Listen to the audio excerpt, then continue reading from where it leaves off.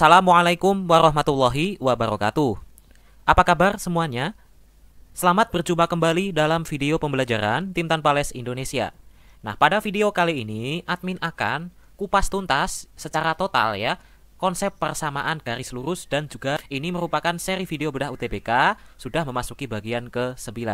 Bagi teman-teman yang belum mengikuti channel Tim Tanpa Les Indonesia, kita ajak untuk memberikan like serta subscribe ke channel ini. Oke kawan? Nah, ketika kita mempelajari persamaan garis lurus, ya, ini sebenarnya sudah kita pelajari sejak SMP ya.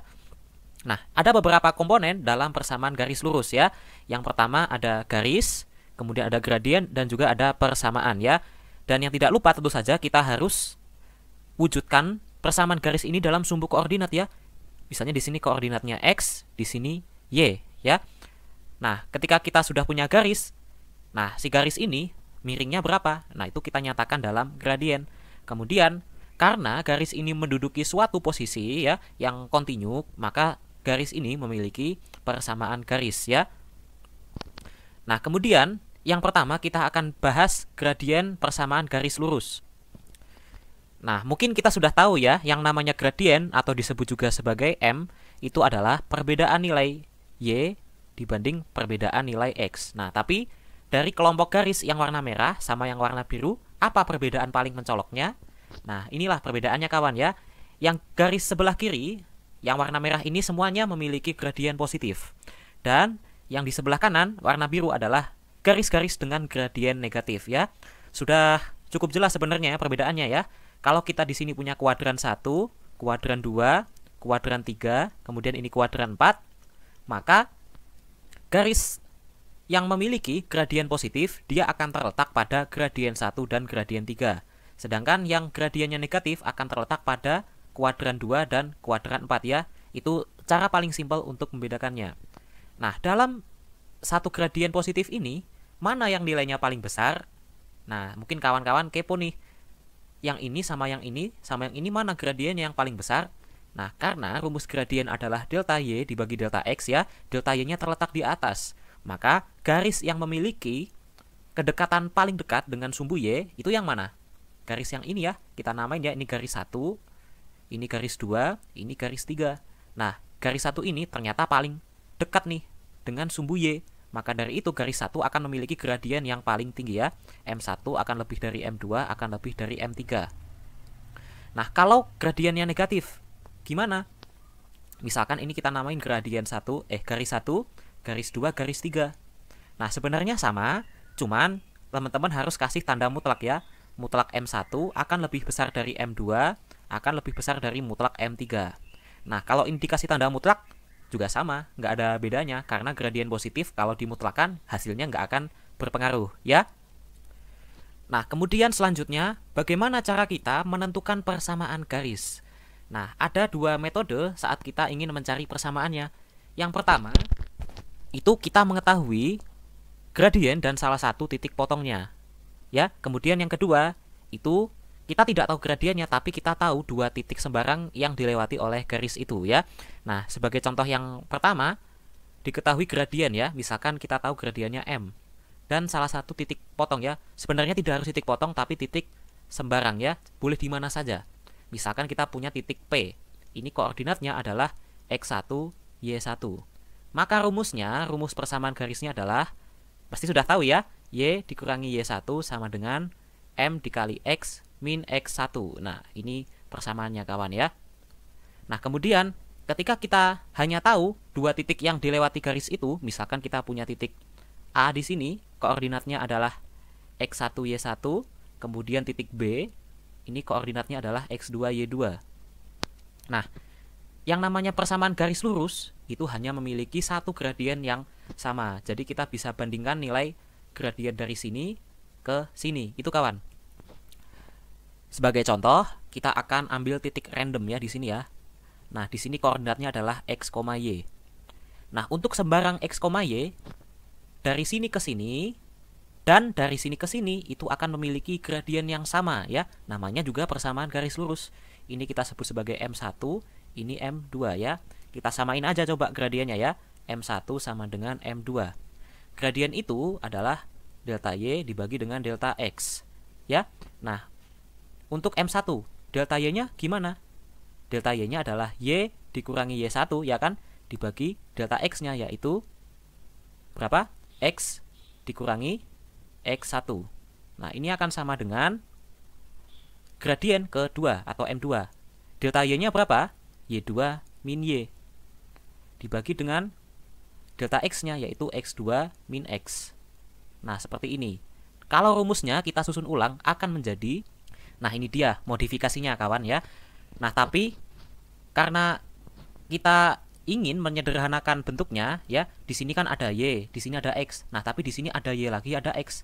Nah, padahal Y dan X ini harus kita pertahankan dalam persamaan. Ya udah, ini kita ganti Y-nya dengan Y1. Nah, tapi yang di sebelah sini X-nya kita ganti juga dengan X1. Nah, jadilah rumus yang kita ketahui sejak SMP ya. Rumus ini ya. Y dan X-nya ini tetap kita pertahankan dan tidak kita masukkan nilai apapun ya. Oke, kita akan lanjutkan. Sebagai contoh, tentukan persamaan garisnya bila gradien garis ini adalah 2/3 ya. Nah, di sini sudah diketahui titiknya adalah 3,0. Oke? Ya tinggal masukin aja ya ke rumusnya, yaitu Y min Y1 sama dengan M dikali X min X1. Kita masukkan Y1-nya itu 0, kemudian gradiennya itu 2/3 dikali X min X1-nya 3. Nah, ini akan menjadi Y sama dengan 2/3 dikali X min 3. Atau kalau kita mau panjangkan menjadi 2/3 X min 2 ya. Ditulis seperti ini juga boleh. Atau kalau mau kita kalikan 3 ya, supaya pecahannya hilang itu juga boleh. Ini akan menjadi 3Y sama dengan 2X min 6. Atau kalau mau salah satu ruas di 0 kan, itu juga boleh. Ini akan menjadi 3Y min 2X plus 6 sama dengan 0 ya. Jadi semua yang ada di ruas kanan kita pindah ke ruas kiri ya. Ini macam-macam bentuk persamaan garis. Nah, contoh soal selanjutnya. Sekarang tidak diketahui berapa gradiennya, kita hanya tahu dua titik yang kita tahu koordinatnya ya. Kita catat dulu X1, X2 dan Y1, Y2. Nah, rumusnya gimana tuh? Kalau diketahui dua titik, kita pakai X min X1 per X2 min X1, ini akan sama dengan Y min Y1 per Y2 min Y1. Ini boleh kita tukar posisi ya kawan-kawan ya. Ininya, satu paket pecahannya. Kita masukkan aja X min 6 dibagi dengan 9 min 6, ya kan? Sama dengan Y dikurangi 2 dibagi Y2-nya 4 dikurangi Y1, itu 2. Kita akan dapat X min 6/3 sama dengan Y min 2 per 2. Nah, kalau sudah seperti ini, kita boleh kali silang, ini akan menjadi berapa nih? 2 dikali X min 6, ya kan? Sama dengan 3 dikali Y min 2. Kita akan dapat 2X min 12 sama dengan 3Y min 6. Kita satuin aja. 2X min 3Y ini menjadi minus 6-nya pindah ke kiri ya. Min 6 sama dengan 0. Nah, ini adalah persamaan garis yang diminta. Simpel ya.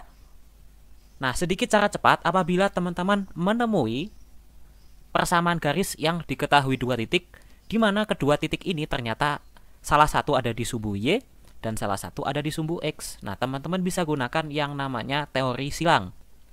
Nah, sekarang teman-teman lihat, angka 6 ini ada di sumbu apa? Ada di sumbu Y. Nah, teman-teman tulisnya 6X bukan 6Y. Nah, gitu ya. Ditambah dengan teman-teman lihat angka 5 ini terletak di sumbu apa? Ternyata di sumbu X, tapi teman-teman tulisnya bukan 5X, tapi 5Y. Nah, ini sama dengan 6 dikali dengan 5. 6 kali 5, 30. Nah, ini dia persamaan garisnya kita sudah dapat dengan sangat cepat. Nah, ini sedikit rumus cepat ya, supaya bisa menghemat waktu. Lalu pertanyaannya, Kak, kalau misalkan garisnya bentuknya seperti ini, nah, itu masih berlaku nggak? Tentu saja masih, tapi jangan lupa diperhatikan kalau di sini berarti koordinatnya menjadi negatif ya, dan hasil kalinya ini otomatis nanti akan menjadi negatif juga. Jadi tidak apa-apa kalau bentuk garisnya agak berlainan, yang penting perhatikan plus minusnya ya. Kalau ini kebetulan positif semua ya, ini positif 6, ini positif 5 ya. Nah, oke kawan, selanjutnya kita juga harus pandai-pandai dalam membaca persamaan garis, ya. Misalkan ketika kita disediakan suatu persamaan, kita bisa menggambar nggak nih? Atau membayangkan garisnya akan seperti apa? Nah, oke kawan. Sekarang kita akan punya garis Y sama dengan B per A dikali X plus C. Nah, berapa gradiennya? Nah, kawan-kawan ingat, bentuk umum dari persamaan garis lurus adalah Y sama dengan MX plus C. Nah, ini adalah salah satu bentuk ya. Nah, M ini atau gradien itu adalah kemiringan dari suatu garis ya. Dan ini letaknya menjadi koefisien dari sumbu X. Jadi kalau kita punya grafik ini, Y sama dengan B per A dikali X plus C, maka gradiennya tidak lain adalah koefisien dari X, yaitu B per A ya. Nah, itu kawan yang harus kita ketahui. Apakah harus pecahan? Oh, tidak ya. Selanjutnya, 2Y plus 5X sama dengan 10 ya. Sekarang kalau kita tulis ulang lagi ya, tapi X-nya di depan ya, supaya enak gitu, X sama Y. Ini kalau kita rapikan ya, atau kita bentuk menjadi seperti ini, itu akan menjadi 5X, 2Y sama dengan 10 dikurangi 5X. Betul kan ya? 5X-nya kita bawa ke kanan. Lalu kedua ruas ini kita bagi dengan 2, kita akan dapat Y sama dengan min 5 per 2 dikali X ditambah 5. Gitu ya kan? Nah, gradiennya berapa?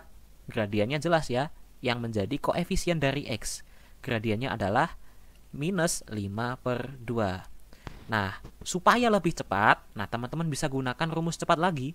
Gradien ya dari persamaan ini atau yang ini itu adalah min koefisien X dibagi dengan koefisien Y. Nah, ini salah satu rumus cepat lagi kawan ya. Jadi jangan lupa untuk disimpan. Nah, untuk soal yang C, nah ini kita udah langsung tinggal tebak aja ya pakai rumus cepat. Gradiennya adalah min, koefisien X-nya adalah minus 4 dibagi dengan koefisien dari Y, yaitu 3. Minus ketemu minus menjadi positif, yaitu 4 per 3. Wah, ternyata cepet banget kawan ya. Nah, angka 12-nya ini ngaruh nggak sih? Nah, angka 12 ini bertindak sebagai konstanta. Ini tidak berpengaruh ke gradien. Karena si konstanta ini hanya berfungsi untuk menaik turunkan grafik. Berarti kalau grafiknya cuma digeser atas bawah kiri kanan, ini nggak ada pengaruhnya kan? Jadi ini nggak usah kita perhatikan saat kita mencari gradien. Oke? Nah, selanjutnya X sama dengan 2. Loh, Y-nya kemana ini kok nggak ada? Nah, kita harus tahu nih, kalau X sama dengan 2, nah ini kan sumbu X, ini sumbu Y ya. Berarti grafiknya gimana tuh? Grafiknya ini, grafiknya vertikal. Nah, di sini adalah angka 2. Ya kan? Nah, kalau grafiknya vertikal seperti ini, nah teman-teman ingat lagi, gradien itu kan rumusnya delta Y dibagi delta X. Nah, X-nya nggak berubah-berubah nih, tetap di angka 2 mulu. Berarti gradiennya delta Y per 0, karena delta X-nya 0. Apakah boleh suatu pecahan dibagi 0? Nggak boleh. Maka dari itu, untuk grafik yang vertikal seperti ini, tidak memiliki gradien. Oke? Nah, selanjutnya, contoh terakhir, Y sama dengan 1. Ini kalau kita gambar grafiknya menjadi horizontal kan? Nah, di sini adalah 1. Nah, ingat lagi rumus gradien delta Y dibagi delta X. Nah, delta Y-nya berubah nggak nih? Enggak kan? Koordinat Y-nya tetap di sini terus, di angka 1 terus. Berarti delta Y-nya 0 dibagi dengan delta X. 0 dibagi berapapun itu hasilnya 0. Nah, maka dari itu grafik yang horizontal itu akan memiliki gradien 0. Oke kawan ya. Nah, kita sudah bahas contoh banyak sekali. Nah, sekarang kita akan mencari titik potong sumbu X dan sumbu Y. Y sama dengan 3X plus 1. Nah, teman-teman ingat lagi, bentuk umum persamaan garis lurus adalah Y sama dengan MX plus C. Nah, M-nya kita udah tahu ini menjadi gradien. Nah, 1 ini adalah titik potong sumbu Y ya. Nah, di sini itu pasti angka 1 atau sama dengan C. Nah, di sini ya koordinatnya 1. Loh, kenapa bisa yang C? Nah, oke, sekarang kalau kita lihat ya kawan-kawan ya, ini sumbu Y, ini sumbu X. Kalau kita ingin mencari titik potong sumbu Y itu pada dasarnya adalah garis X sama dengan 0. Ya kita masukin aja X sama dengan 0 ke sini. Itu pasti akan menjadi Y sama dengan C, karena X-nya 0. Nah, maka titik C ini adalah titik potong sumbu Y. Nah, sebaliknya ketika kita ingin mencari titik potong sumbu sumbu X, nah berarti kita masukkan nilai Y-nya sama dengan 0.